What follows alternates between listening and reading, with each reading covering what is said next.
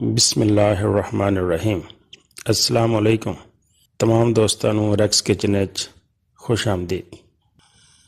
ਜਿਨ੍ਹਾਂ ਦੋਸਤਾਂ ਨੇ ਮੇਰੇ ਚੈਨਲ ਨੂੰ ਸਬਸਕ੍ਰਾਈਬ ਨਹੀਂ ਕੀਤਾ ਤੇ ਉਹ ਸਬਸਕ੍ਰਾਈਬ ਕਰ ਲੈਣ, ਨਾਲੇ ਨਾਲ ਘੰਟੀ ਵਾਲੇ ਬਟਨ ਨੂੰ ਵੀ ਦਬਾ ਦੇਣ ਤਾਂ ਕਿ ਸਭ ਤੋਂ ਪਹਿਲਾਂ ਤੁਹਾਡੇ ਕੋਲ ਮੇਰੀ ਆਉਣ ਵਾਲੀ ਵੀਡੀਓ ਦੀ ਇਤਲਾਹ ਹੋ ਜਾਏ।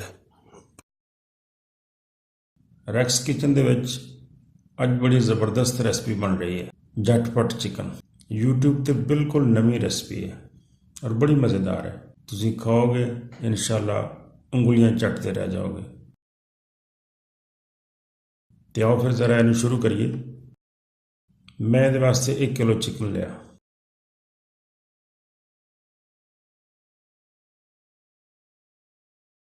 एक किलो चिकन ਦੇ ਵਿੱਚ ਤਕਰੀਬਨ 1.5 ਕੱਪ ਪਾਣੀ ਪਾ ਦਿਓ।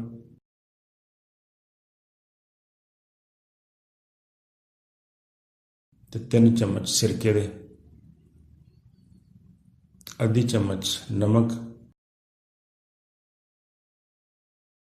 2 छोटे चम्मच चाट मसाले दे। ये चाट मसाला मैं घर में तैयार किया हुआ इस्तेमाल कर रहा। चाट मसाला तैयार करने की रेसिपी मेरे चैनल पर मौजूद है, तुसी भी देख सकते हो।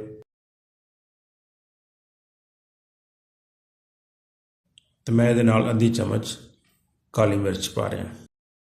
बस ये चीज़ां पा के हिलाओ।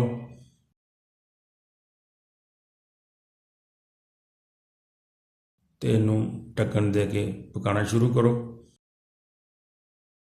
इस तरह इनू पकाते रहना है, वक्फे वक्फे ना दरम्यान तुसी इनू 2-4 दफ़ा चेक भी कर लो, हिला भी दो। ऐसा ऐसा जिस तरह पानी खुश्क होना शुरू हो जाएगा तो नाल ही गोश्त गलना भी शुरू हो जाएगा।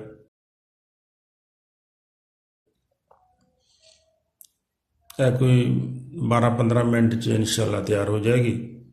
हुण पानी तकरीबन खुश्क हो गया है तो गोश्त भी गल गया।